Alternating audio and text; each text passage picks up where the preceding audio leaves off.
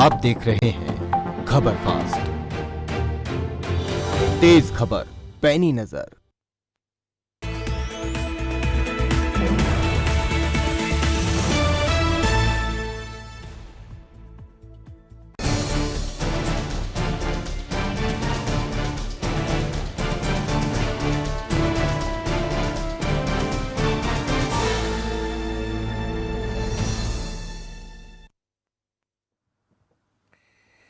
नमस्कार, सवाल आपका देख रहे हैं आप और मैं हूं आपके साथ शमशेर सिंह।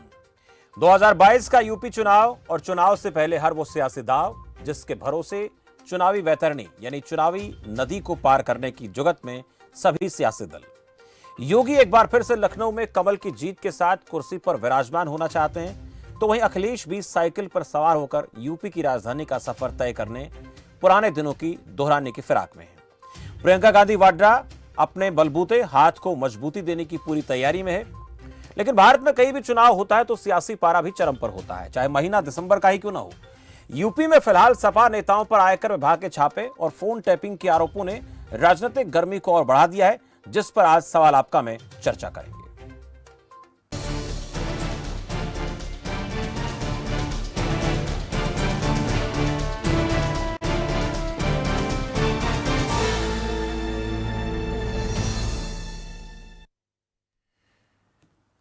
आयकर विभाग के छापों को लेकर सपा अध्यक्ष अखिलेश यादव ने कहा कि बीजेपी को हार का डर सता रहा है। जैसे जैसे यह डर बढ़ेगा, उत्तर प्रदेश में छापेमारी भी बढ़ती जाएगी। वह इस मामले पर प्रियंका गांधी ने यह कहा कि बीजेपी सरकार केंद्रीय एजेंसी का गलत इस्तेमाल करती है। मेरे साथ भी किया था। जहां चुनाव होते हैं वहां किसी ना किसी को प्रताड़ित करती है। समाजवादी पार्टी के अध्यक्ष अखिलेश यादव का योगी सरकार पर फोन टैप करने के आरोप का मुद्दा अभी शांत हुआ नहीं था कि कांग्रेस नेता प्रियंका गांधी ने भी यूपी सरकार पर गंभीर आरोप लगाते हुए कहा कि मेरे बच्चों के इंस्टाग्राम अकाउंट तक हैक किए गए। यूपी सरकार के पास और कोई काम नहीं है क्या? विपक्ष के सवालों का जवाब देते हुए सीएम योगी ने कहा कि अगर किसी ने कुछ गलत किया है तो फिर उसको उसका भुगतान करना पड़ेगा, और गलत किया नहीं है तो फिर हल्ला क्यों है? कहीं चोर की दाढ़ी में तिनका तो नहीं है? इनकम टैक्स के छापे पड़ रहे हैं तो समाजवादी पार्टी को पीड़ा हो रही है। 5 साल में किसी व्यक्ति की संपत्ति 200 गुना बढ़ जाएगी, किसी ने सोचा था क्या? लेकिन समाजवादी पार्टी की सरकार में यही सब होता था। यूपी चुनाव की रणभेरी कभी भी बच सकती है, लेकिन रणभेरी से पहले सियासी सेनापति अपनी तैयारी में जुटे हैं। साम दाम दंड भेद हर पैंतरा आजमाया जा रहा है, जिसको लेकर कुछ सवाल हैं जिन पर चर्चा करना बेहद जरूरी है। सवाल दिखाते हैं एक करके आपको, उसके बाद चर्चा को आगे बढ़ाते हैं। जिस तरह से आईटी की छापेमारी हुई है, इस पर सियासी हंगामा इतना क्यों है? सपा पर शिकंजा है लेकिन इस पर पंजा, यानी कांग्रेस को गुस्सा क्यों आ रहा है? यूपी चुनाव फोन टैपिंग पर जो सियासी घेराव किया जा रहा है वो कितना सही है? और चुनाव जीतना जरूरी है तो क्या हर हथकंडा अपनाया जाना मजबूरी है राजनेताओं की? इस पर भी चर्चा करेंगे। अगर आपके मन में इस सब से जुड़ा कोई सवाल है तो आप अपने मोबाइल के जरिए, अपने फोन के जरिए आपकी स्क्रीन पर जो नंबर चल रहे हैं इन पर कॉल कर सकते हैं, अपनी बात को रख सकते हैं। जो फिलहाल 2-3 चीजें आजकल उत्तर प्रदेश की सियासत में देखने को मिल रही हैं, उसको लेकर बहुत से सवाल बनते हैं, लेकिन आज हम चर्चा करेंगे फोन टैपिंग के मसले को लेकर और उसके साथ साथ जो इनकम टैक्स की यानी आयकर विभाग का छापा पड़ा उसको लेकर बीजेपी क्या सोचती है, समाजवादी पार्टी क्या सोचती है और आप क्या सोचते हैं, आपके मन में क्या चल रहा है? आप भी कॉल कर सकते हैं। क्या आम चुनाव में या किसी विधानसभा चुनाव में ऐसी स्थिति देखने को मिलती है तो उसको लेकर आपका नजरिया क्या है? मेरे साथ दोनों खास मेहमान जुड़ चुके हैं। मैं पहले परिचय आपका करा देता हूं। मेरे साथ विजय खैरा, प्रवक्ता भारतीय जनता पार्टी से। विजय खैरा साहब, बहुत स्वागत है आपका खबर फास्ट पर इस खास चर्चा में। और सुनील सिंह, नेता समाजवादी पार्टी से मेरे साथ है। सुनील सिंह जी, आपका भी स्वागत है। दोनों मेहमानों को स्क्रीन पर लाया जाए, उसके बाद चर्चा में हम आगे बढ़ते हैं। 2 खास मेहमान मेरे साथ हैं, विजय खैरा, सुनील सिंह, दोनों नेताओं से हम बातचीत करेंगे। लेकिन उससे पहले आपको एक बार फिर बता देते हैं कि आपके मन में फोन टैपिंग को लेकर और इनकम टैक्स यानी आयकर विभाग के छापों को लेकर क्या मन में चल रहा है। लेकिन एक बात का ख्याल आपको रखना पड़ेगा, क्योंकि ये मंच आपका अपना है, तो इस मंच के जरिए हम आपसे सिर्फ एक गुजारिश करते हैं कि जिस भी नेता से आप सवाल करते हैं, जिस पार्टी से आप सवाल करते हैं, आप संयम में रहकर सवाल कीजिए और बहुत सलीके से सवाल पूछिए, क्योंकि ये मंच आपका है, ये कार्यक्रम आपका है और आपको अपने कार्यक्रम की गरिमा को बनाए रखने के लिए बहुत बेहतर और बहुत शालीन तरीके से सवाल पूछना ये बेहद जरूरी हो जाता है। दोनों मेहमान मेरे साथ जुड़ेंगे, परिचय मैंने करा दिया, लेकिन जरूरत इस बात की है कि आप कोई सवाल पूछें तो हर बार जैसे आप रखते हैं उसी तरीके से आप गरिमा को बनाए रखें। दोनों मेहमान जुड़ चुके हैं। विजय खैरा जी स्वागत है, सुनील सिंह जी आपका भी स्वागत है। दोनों से चर्चा शुरू करते हैं। पहले सुनील सिंह आपसे जानना चाहेंगे, आप लोगों ने बड़े बड़े सवाल खड़े किए हैं आयकर विभाग के छापेमारी को लेकर और फोन टैपिंग के मसले को लेकर भी आप सक्रिय नजर आते हैं। उत्तर प्रदेश की सियासत में चर्चा का विषय है, लेकिन जब योगी आदित्यनाथ ने इसका जवाब दिया उस पर भी रिएक्शन चाहेंगे आपसे। उन्होंने कहा कि चोर की दाढ़ी में तिनका तो नहीं, अगर किसी बात की दिक्कत नहीं तो फिर डर काएगा। सुनील सिंह जी देखिए शमशेर, ये ऐसे नहीं हुआ, ये सिर्फ एक संजोग नहीं है। आप देख रहे होंगे समाजवादी पार्टी की विजय यात्रा चल रही है हमारे राष्ट्रीय अध्यक्ष आदरणीय श्री अखिलेश यादव जी के नेतृत्व में जी। पूरे उत्तर प्रदेश में कई चरण की यात्राएं हमारी संपन्न हो चुकी हैं और जिस तरह से जनता का अपार समर्थन और सहयोग मिला हमारे कार्यक्रमों में अपरंपार भीड़ हो रही है। वो रैली और नहीं है, वो समुद्र दिख रहा है, एक तरह से लग रहा है जैसे जन समुद्र है। और उसके बाद भारतीय जनता पार्टी की भी एक यात्रा 2-3 दिन से शुरू हुई है, जिसको उन्होंने जन विश्वास यात्रा का नाम दिया है।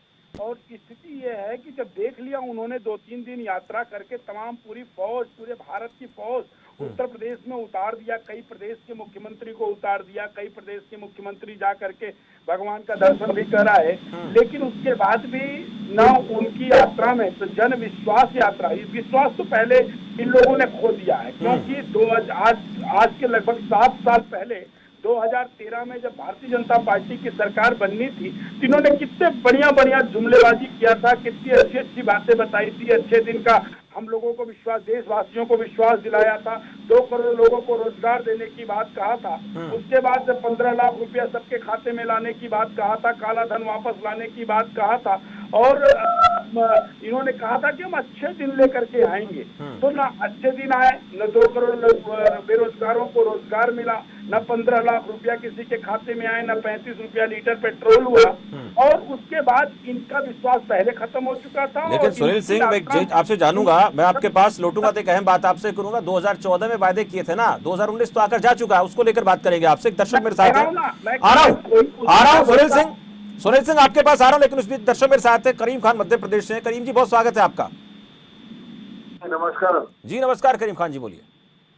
हाँ शमशेर साहब, मैं कहना चाहता हूँ जी, यानी नेता वो बहरूपिया है जिसकी शकल पहचान में नहीं आती, और सवाल ये उठता है कि पब्लिक हमेशा ठगी जाती है जी। चुनाव पे से विश्वास उठते जा रहा है, वोट देने पे विश्वास उठते जा रहा है। नेताओं को कब ये समझ आएगी? ऐसे तो जिस तरीके से इन्होंने अभी छापे मारे हैं, मैं कहता हूँ ब्लॉक में, तहसील में, जहाँ पे भी ये चाहे वहाँ पे छापे मारे, वहाँ पे तुमको चपरासी तक हमारे यहाँ करोड़पति निकलता है। भ्रष्टाचार की वो हद हो गई है और नेता इसमें लिप्त है। मैं कहता हूं कि इनके चेहरे को पहचानने की जरूरत है। नेता किसी भी पार्टी का हो, लेकिन वो बहरूपिया है। चले, बहुत शुक्रिया करीम खान जी, आपने एक अपने वक्तव्य से सभी नेताओं को कटघरे में खड़ा कर दिया, सभी राजनीतिक पार्टियों को कटघरे में खड़ा कर दिया है कि नेता बहरूपिया होता है, उसको पहचानना आसान काम नहीं होता है। और अगर छापेमारी की जाए तो फिर बहुत से ऐसे डिपार्टमेंट हैं जहां पर एक क्लर्क, एक बाबू, उसके पास भी करोड़ों की संपत्ति मिल जाती है। चुनाव से पहले इस प्रकार के छापेमारी को लेकर समाजवादी पार्टी सवाल खड़े कर रही है। विजय खैरा साहब जवाब दीजिए सुनील सिंह की बात का। मुझे तो अभी ये मालूम है कि सापा प्रवक्ता अभी कह रहे थे, जुमलेबाजी की बात कर रहे थे एक, दूसरी बात ये कर रहे अभी जो यात्रा निकाल रहे विजय यात्रा जी, दोनों बातों के बारे में एक बात बताऊं। जुमलाबाजी ये कहलाती है जब सापा के नेता बोले कि मुस्लिम लड़कियां उनकी बेटियां हैं, यानी हिंदू और दूसरे धर्म की बेटियां उनकी लड़कियां नहीं है, लड़कियां बेटियां नहीं है, ये जुमलेबाजी है। जुमलेबाजी ये है जब इनका नेता ये कहे कि रेप तो जवानी में हो ही जाते हैं, ये जुमलेबाजी है। जुमलेबाजी ये है जब ये कहें कि वैक्सीन से लोग नपुंसक हो रहे हैं, ये है जुमलेबाजी। ये है जनता को गुमराह करने के तरीके, लोगों को भ्रम में डालने का ढंग। दूसरी बात ये अभी उठा रहे थे विजय रथ में के भीड़ हो रही है। जिस पार्टी के 500 में से 5 सांसद हो जीत के आए हो कुल हिंदुस्तान में, वो विजय रथ निकाल रहा है। जिस पार्टी के 12-11% विधायक हो, वो विजय रथ निकाल रहा है। किस चीज की विजय कर रहे हैं? ये गुंडागर्दी की विजय, गुंडों और माफियाओं को इकट्ठा करने के जुलूस कर रहे हैं, वो विजय यात्रा किस चीज की निकाल रहे हैं? हमें उससे कोई फर्क नहीं पड़ता। आप जो मर्जी यात्रा निकालो, आप प्रधानमंत्री बन गए, इसकी यात्रा निकाल लो, प्रधानमंत्री यात्रा निकालो, मुख्यमंत्री यात्रा निकालो, कुछ निकालो, हमें फर्क नहीं पड़ रहा। भीड़ का सवाल, कानपुर में पकड़ा गया कि वही आदमी 200 लोग जो किराए पे बसें लाई गई थी, वही लोग लाल टोपी पहन के हर जगह पहुंच जाते हैं। वो 5-7 हज़ार लोग तो हर जगह वही पहुंच रहे हैं, बाकी वहां के इकट्ठे कर रहे हो ये, इससे हमें क्या फर्क पड़ने वाला है? आपका आपराधिक रिकॉर्ड कोई भूल सकता है क्या? क्या जमीनों के कब्जे कोई भूल सकता है क्या? क्या जब अभी कई बार और भी बता भी चुके हमारे नेतागण भी, सबको याद भी है वो दिन कि सुबह जब लोग निकलते थे, उनकी फिरौती, बच्चे उठा लिए जाते थे, तो शाम को सपा नेता के घर में फिरौती होकर उनका फैसला होता था। 25 लाख मांगे जाते थे तो 11-10 में फैसला करा दिया। ये सारी बातें हैं जनता के पास, हमें कोई इससे खतरा नहीं है जरा भी। हमें तो लग रहा है कि बसपा इनसे ज्यादा सीटें पाएगी। आप जितना मर्जी जुलूस निकाल लीजिएगा, कोई फर्क पड़ने वाला नहीं है। रहा आपके छापे का सवाल, अगली बात, तो खैरा छापे साहब, बसपा से इतना प्रेम क्यों? खैरा साहब, बसपा से इतना प्रेम क्यों? चुनाव तो आप लड़ रहे हैं प्रेम ना? का सवाल नहीं है, जो मुझे दिखाई दे रहा नहीं, है, आप लोगों को दिख रहा है तो इसका मतलब आपको ये भी दिख रहा होगा कि सपा कितनी सीटें पाएगी, बसपा कितनी सीटें पाएगी, बीजेपी कितनी सीटें सपा पाएगी। से मुझे लगता है कि जिस तरह हमने कहा था सांसद में, मैं ही प्रवक्ता था, हाँ। मैंने कहा था सांसद में ज्यादा सीटें बासपा पाई थी और पाएगी, और बासपा दुगनी सीटें पाई। ये 5 पाए थे, वो 10 पाए थे। हाँ। कोई मेरी बात को मानता नहीं था। आज मैं फिर आपसे कह रहा हूँ, चुनाव आने दीजिएगा, ये वोट के लिए तरस जाएंगे। सिर्फ अपराधी, माफिया एंड कंपनी अब बंद है, आधे भीतर हैं, आधे भाग गए हैं, इन्हें मदद मिलती नहीं गुंडों की। अब कुछ होने जाने वाला नहीं है इनका। ठीक है, मैं इसलिए मैं कह रहा पूछूंगा, हूँ, सुनील सिंह से इनका बुआ पूछूंगा। से भ्रम टूटा। अब 3 चचा इकट्ठे हो गए, आप बताइए किस चचा पे भरोसा करेंगे? वो आजम खां इनको बर्दाश्त नहीं करते, शिवपाल और रामगोपाल आपस में एक दूसरे की आंख नहीं देखते हैं। उनने उसको पहले पदस्थ किया था, शिवपाल जी को, अब शिवपाल जी उनको बर्बाद करेंगे जैसे ये आएंगे नंबर 2 में। तो 3 चचाओं में पहले फैसला तो कर ले किस चचा के साथ है। ठीक है, खैरा साहब पूछेंगे आपसे, लौटूंगा। इस बीच एक दर्शक मेरे साथ रणवीर रोहतक से, उनका सवाल ले लेते हैं। रणवीर जी, स्वागत है आपका। शमशेर जी नमस्कार। जी नमस्कार। देखो शमशेर जी, मेरा ये मानना है कि छापे मारना बड़ी अच्छी बात है, नेताओं पर भी और ऑफिसों में भी, लेकिन ये समय गलत है। देखो, मेरे को किसी पार्टी से कोई लेना देना नहीं है, लेकिन हमारे खैरा साहब जैसे कह रहे हैं तो थोड़ा अपनी पार्टी के गिरेबान में झांक के देखें। कभी मीडिया वालों को पीटने की कोशिश करते हैं, कभी खुले मंच से चैलेंज करते हैं, और फिर किसानों पर गाड़ियां चढ़ाते हैं, और उनको आप गृह राज्य मंत्री बनाकर बैठते, तो आपकी छवि कहाँ ठीक रहेगी खैरा साहब?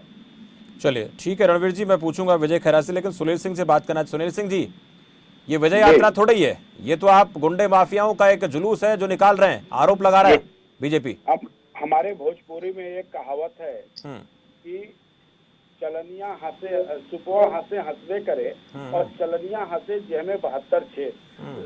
शमशेर जी, बहुत ईमानदारी से बताइएगा, देश की जनता, देश की, आपके चैनल को देश की जनता देख रही है। 302 हत्या का मुकदमा कौन मुख्यमंत्री अपने ऊपर से हटाता है? कौन गृह मंत्री का बेटा अपनी थार जीप लेकर के किसानों के, निहत्थे किसानों के ऊपर चढ़ाता है? और किस उप मुख्यमंत्री के जमीन हड़पने का मुकदमा वापस होता है? थोड़ा बताएं आप, बताएं, देश की जनता जानना चाहती है। और क्या बात कर रहे हैं? ये बात कर रहे हैं कि हमारे कार्यक्रमों में भीड़ नहीं हो रही है। मैं उत्तर प्रदेश में दावे के साथ कह सकता हूँ, आप अपनी जानकारी कर लेंगे, अपने जिलों के लोगों से जानकारी कर लेंगे। इनका आज प्रयागराज में माननीय प्रधानमंत्री जी का, लोकप्रिय प्रधानमंत्री जी का, इनके यशस्वी प्रधानमंत्री जी का कार्यक्रम था, और हर जनपद के लेखपाल को, हर जनपद के ग्राम पंचायत के सेक्रेटरी को जिम्मेदारी दी गई थी। हम संत कबीर नगर जनपद में हैं, 45,000 रुपए में एक बस तय करके उसमें महिलाओं को लेकर के, आंगनबाड़ी की महिलाओं को लेकर, एक छोटा सा एक पॉइंट दुरुस्त कर ले आप सुनील सिंह जी, आप अपनी बात रखें। प्रधानमंत्री पूरे देश के हैं, जरा ये थोड़ा सा दुरुस्त कर ले, बाकी मुझे आपत्ति नहीं है। हाँ, ऐसा इन लोग जो प्रधानमंत्री पूरे देश के, आप इसको दुरुस्त कर ले, बाकी आरोप लगा, जवाब लेता हूँ खैरा साहब से। हाँ, नहीं, मैं देश के प्रधानमंत्री की बात कर रहा हूँ। अगर वो पूरे देश के होते हैं तो लाल रंग से उनको नफरत नहीं होती। ठीक है शमशेर जी, उनको टोपी से नफरत नहीं होती। हम टोपी वाले हैं, हमें गर्व है कि हम लाल रंग की टोपी वाले हैं। ये दादागिरी और गुंडागर्दी की बात करते हैं भारतीय जनता पार्टी के प्रवक्ता। इनके मुख्यमंत्री अपने ऊपर से मुकदमे हटाए कि नहीं हटाए, ये बात स्वीकार करेंगे कि नहीं करेंगे? मैं गोरखपुर से आता हूँ, अभी इन्होंने कहा ना कि इन लोगों की धन संपदा बढ़ गई। योगी आदित्यनाथ जी उत्तर प्रदेश के मुख्यमंत्री हैं, उत्तर थे और गोरखनाथ मंदिर के महंत थे। उस समय संपत्ति इतनी नहीं थी कि योगी आदित्यनाथ अपना विश्वविद्यालय खोल लें। 5 साल में उन्होंने अपना विश्वविद्यालय खोला कि नहीं? 5 साल में उन्होंने अपना मेडिकल कॉलेज बनाया कि नहीं? 5 साल में उन्होंने अपना मॉल बनाया कि नहीं? कहां से एक बैग इतने पैसे की बरसात होने लगी गोरखनाथ मंदिर में कि 5 साल में उन्होंने अपना शॉपिंग मॉल बना लिया, 5 साल में उन्होंने अपना विश्वविद्यालय बना लिया, 5 साल में उन्होंने अपना मेडिकल कॉलेज बना लिया। किसके वहां पैसे की बरसात हो रही है? आखिर इनकम टैक्स का रेट योगी आदित्यनाथ के संसाधनों पर क्यों नहीं चलता? कैसे इतने ज्यादा पैसे की बढ़ोतरी हो गई? और अमित शाह साहब इस देश के गृह मंत्री हैं, ठीक है ना? अरे सुनील सिंह जी, ठीक है, आप लोगों को इतना यकीन, ठीक है, आप लोगों को इतना यकीन है, इतना भरोसा है कि जनता आपके साथ है, जो आप विजय यात्रा निकाल रहे हैं, तो फिर इस प्रकार की चीजें होने दीजिए ना। जो चीजें, चाहे वो इनकम टैक्स करे, चाहे, सुनिए ना, सुनिए, एक मिनट, वो क्या दिक्कत है आप लोगों को? का दुरुपयोग करेंगे नहीं, मैं जानना चाहता हूँ आपसे, आप लोगों का आपत्ति क्या है? अगर तो सब कुछ ठीक है, सब कुछ ठीक है, तो क्या दिक्कत है? मैं पूछ रहा हूँ, आपके सवालों का जवाब लूंगा। क्या भारतीय जनता पार्टी ईडी को आगे करके चुनाव लड़ेगी? सीबीआई को आगे करके चुनाव लड़ेगी? बुलडोजर को आगे करके चुनाव लड़ेगी? भारतीय जनता पार्टी ने इतना जन विश्वास कायम किया है तो अपने विकास के मुद्दे को गिनाए ना। अपने जनता के बीच आप जा रहे हैं ना सुनील सिंह जी, आप लोग तो जनता के बीच में जा रहे हैं ना, विजय यात्रा निकाल रहे हैं, विजय यात्रा आप लोग निकाल रहे हैं ना। उस विजय यात्रा का देख लेते हैं क्या कुछ रिजल्ट सामने आता है। पर मैंने एक सवाल किया था, 2019 में भी चुनाव हुआ था उत्तर प्रदेश में लोकसभा का, उस वक्त अगर ऐसी लोकप्रियता कम होने वाली बात होती तो फिर परिस्थितियां कुछ और होती।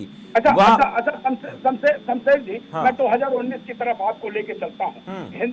पूरे विश्व का हिंदुस्तान एक ऐसा देश है जहाँ पे आतंकवादी हमला होता है तो सरकार के ऊपर सरकार के लोग यहाँ पे किस तरह से पुलवामा की घटना को अपने लिए वरदान साबित करा दिया संघ के लोगों और भारतीय जनता पार्टी के लोगों ने। किस तरह से देश की जनता को के अंदर जो है राष्ट्रवाद का एक जो है टानिक खोल करके पिला दिया गया, देश को फिर गुमराह किया गया। 2014 में अच्छे दिन के नाम पे और 2019 में इन्होंने ऐसा माहौल क्रिएट किया कि हमारे देश के सैनिक मारे गए, सरकार ने उससे जिम्मेदारी नहीं ली। आज तक पुलवामा में आरडीएक्स कहां से आया था इसकी जानकारी देश की जनता को।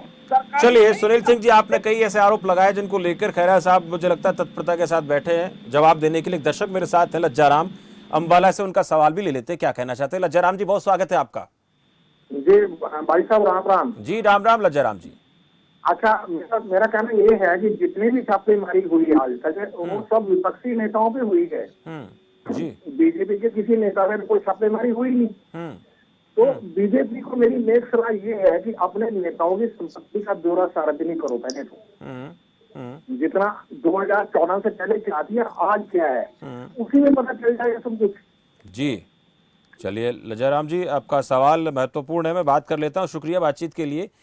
विजय खैरा साहब, दो बातें आई, 2-3 दर्शकों ने कहा है पॉलिटिकल पार्टी के लोग तो कोई सवाल करते तो आप लोगों के पास दूसरे तरीके के अपने जो जवाब होते हैं वो जो पक्ष विपक्ष का चलता है। लेकिन 1-2 बातें ये भी सामने आई हैं कि तो दर्शक अभी कह ही रहे थे कि अपने नेताओं की भी जांच पड़ताल करा ले, उनकी संपत्ति का भी ब्यौरा सरकार दे दे, बीजेपी को दे देना चाहिए।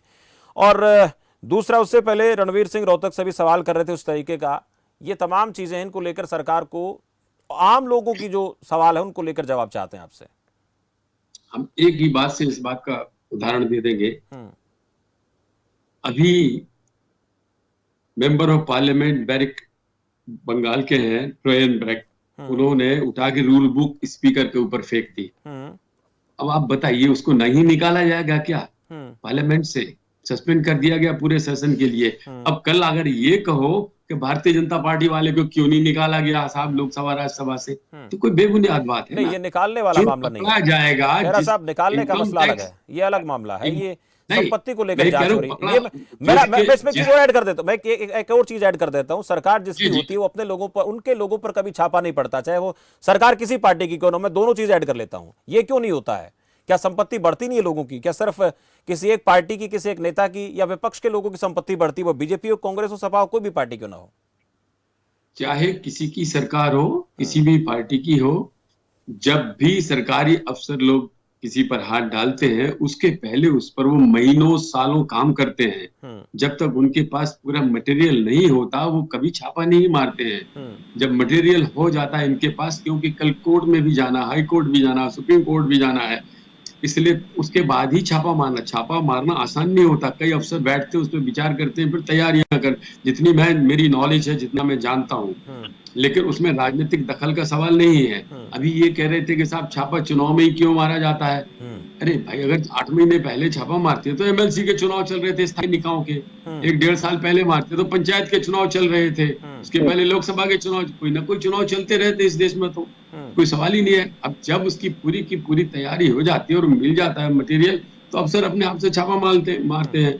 आपको क्या दिक्कत है? आप तो घिराव करने चले गए, सापा वाले गुंडागर्दी करने चले गए। वजह खरा साहब, फोन टैपिंग का मामला भी जुड़ रहा है। फोन टैपिंग को लेकर भी समाजवादी पार्टी और कांग्रेस दोनों ही हमलावर है सरकार पर कि हमारे फोन की टैपिंग की जा रही है और सरकार करवा रही है।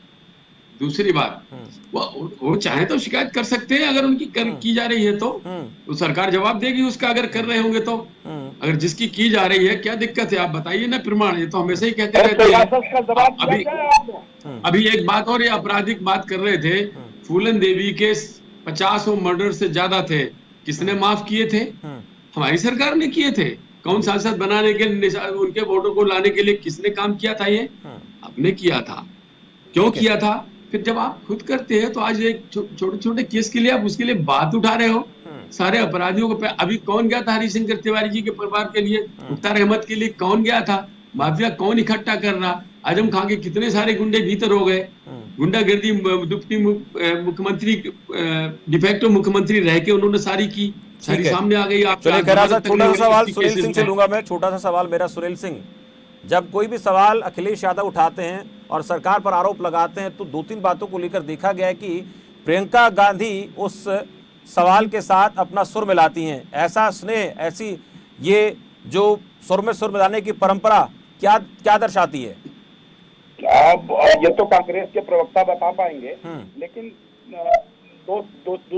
कांग्रेस के प्रवक्ता इस बारे में बेहतर बता पाएंगे। और जहां तक जब हम बात करते हैं कि मुख्यमंत्री अपना मुकदमा क्यों वापस लिया, 302 का हत्या का मुकदमा वापस लिया और जमीन हड़पने का मुकदमा उप मुख्यमंत्री के ऊपर से वापस होता है, तो ये कहते हैं कि साहब हिंदू मुसलमान हो गया, हिंदू लड़कियां क्या क्या, मुस्लिम लड़कियां क्या क्या क्या बातें करने लगते हैं। अरे आप बताओ ना, रोजगार क्यों नहीं दिया आपने? कहा था कि नहीं कहा था? मंच से 2 करोड़ लोगों को रोजगार पूछते ही नहीं, कहा था कि नहीं कहा था? आप बताइए, देश की जनता को नहीं दे पा रहे, माफी मांग लीजिए ना देश की जनता को, नौजवानों बेरोजगारों से माफ लीजिए, माफी बेरोजगारों से।